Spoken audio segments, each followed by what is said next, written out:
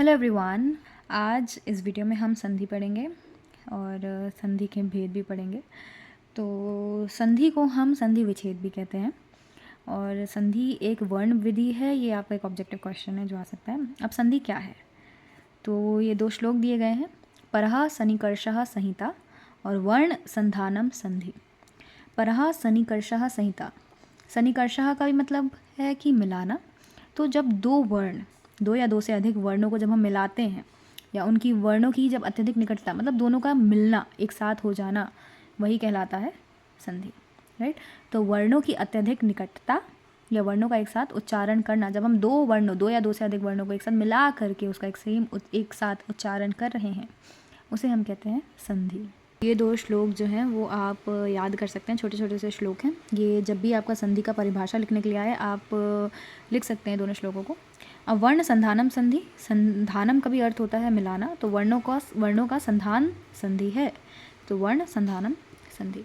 तो आपको समझ में आ गया कि संधि में हम क्या करते हैं, 2 वर्णों को मिलाते हैं। वर्ण मतलब अक्षर, वर्ण हमने वर्णमाला पढ़ी है ना, वर्णमाला। अब संस्कृत में भी एक वर्णमाला है, आपने महेश्वर सूत्र पढ़ा होगा, बहुत इंपॉर्टेंट है महेश्वर सूत्र पढ़ना संधि समझने के लिए। और तो जो भी वर्ण होते हैं, है ना, स्वर पढ़ा है हमने, व्यंजन पढ़ा है, राइट। तो जो ये वर्ण है, ये वर्णमाला में जो वर्ण है, इन्हीं वर्णों का मिलाप हम संधि कहलाता है, ठीक है। इन्हीं वर्णों का मिलाप संधि होता है। अब शब्द होते हैं, देखिए, Ram plus S equals to Rams. तो जो जब 2 शब्द हैं, यहाँ पे 2 शब्द हैं, पर मिल क्या रहे हैं, ये पीछे के और यहाँ पे सामने के, राइट।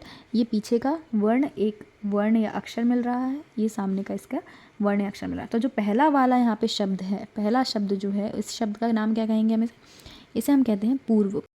तो जो आपका पहला शब्द होता है, जो आगे वाला शब्द होता है, उसे हम पूर्व पद कहते हैं। जो बाद का शब्द होता है उसे हम उत्तर पद कहते हैं। फिर हमें एक मिलाप करके, हमें एक संधि करके, इसे संधि हुई है यहाँ पे, जैसे इस पीछे वाले इस पूर्व पद का आखिरी वर्ण और उत्तर पद का पहला वर्ण मिल करके संधि कर रहे हैं, इन दोनों की संधि हो रही है और एक नया एक शब्द, पूरा एक शब्द बन रहा है उनके दोनों के मिलाप से।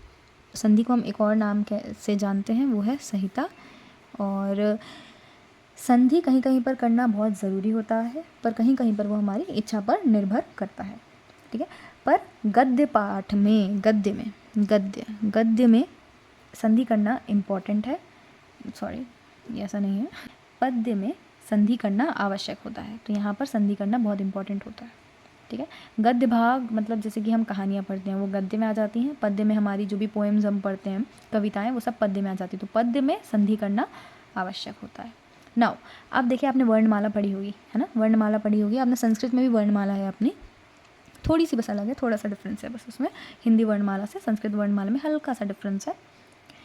और वर्णमाला में हम पढ़ते हैं स्वर अलग होते हैं, व्यंजन अलग होता है, ठीक है। तो संधि को भी हमने वैसी स्वर संधि अलग पार्ट में डिवाइड किया है, व्यंजन संधि अलग भाग में डिवाइड किया है। तो संधि, एक और संधि का हम एक और तीसरा भाग जोड़ देते हैं, जो होती है विसर्ग संधि। तो संधि को हमने 3 पार्ट्स में डिवाइड किया है, स्वर संधि, व्यंजन संधि और विसर्ग संधि। अब विसर्ग का अर्थ क्या होता है, विसर्ग ये 2 डॉट्स होते हैं। जब हम अह पढ़ते हैं हिंदी में, हिंदी वर्णमाला में आपने अह पढ़ा होगा, तो अह में जो ये लास्ट में 2 बिंदुएं होती हैं, है ना, उन्हीं को हम विसर्ग कहते हैं, उसी को विसर्ग कहते हैं। तो इस विसर्ग की जब हम संधि करेंगे तब उसे हम विसर्ग संधि कहेंगे। अब स्वर संधि मतलब 2 या 2 से अधिक जब हम मिलाते हैं, 2 या 2 से अधिक स्वरों के बीच होने वाली जो संधि होती है, वह स्वर संधि कहलाती है। वैसे व्यंजन संधि जो 2 या 2 से अधिक व्यंजन के बीच में होगी, उसे व्यंजन संधि कहेंगे। पर आप आगे देखेंगे कि व्यंजन संधि में कई बार व्यंजन के साथ स्वर का भी मेल हो रहा है। तो कहीं कहीं पर व्यंजन के साथ स्वर का भी मेल होता है व्यंजन संधि में। तो कंफ्यूज नहीं होना है, समझना है कि थोड़ा थोड़ा कहीं कहीं पे चलता है, राइट। मतलब एक्सेप्शंस हैं, कहीं कहीं पे कुछ कुछ ऐसी संधियाँ हैं जहाँ पर स्वर, व्यंजन के साथ साथ स्वर भी मिल रहे हैं व्यंजन संधि में, है ना। तो स्वर संधि में ऐसा कुछ नहीं है, स्वर संधि में स्वर के साथ स्वर का ही मेल हो रहा है। पर व्यंजन संधि में व्यंजन के साथ कभी कभी स्वर का ही मेल हो जाता है और कभी व्यंजन का भी हो जाता है। तो पर व्यंजन होना आवश्यक है, व्यंजन होना चाहिए तभी व्यंजन संधि होगा, राइट। तो या तो पूर्व पद में व्यंजन होगा, उत्तर पद में स्वर या व्यंजन, कुछ भी हो सकता है। तब जब आप आगे पढ़ेंगे तो आपको समझ में आएगा, राइट। वैसे ही विसर्ग संधि है, तो आगे आगे जब हम पढ़ते जाएंगे तब हमें समझ में आएगी ये सारी संधियाँ। तो पहला हम स्वर संधि के साथ स्टार्ट करेंगे, ठीक है। नाउ अगर आपने महेश्वर सूत्र पढ़ा होगा, ठीक है, महेश्वर सूत्र पढ़ना बहुत आवश्यक है। महेश्वर सूत्र पढ़ा होगा तो उसमें आपने पढ़ा होगा कि अच, जब अच प्रत्याहार जो है उसमें सारे स्वर आ जाते हैं, ठीक है। और जब हल है, हल प्रत्याहार में सारे व्यंजन आ जाते हैं। ये कुछ बात है जो आपको याद रखनी है। तो हम अच प्रत्याहार शब्द यूज़ करेंगे तो वहाँ पे हम स्वर, उसका मतलब होता है स्वर। जब हम हल प्रत्याहार यूज़ करेंगे, प्रत्याहार, तो उसका मतलब होगा व्यंजन, ठीक है। हल प्रत्याहार में सारे व्यंजन आ जाते हैं।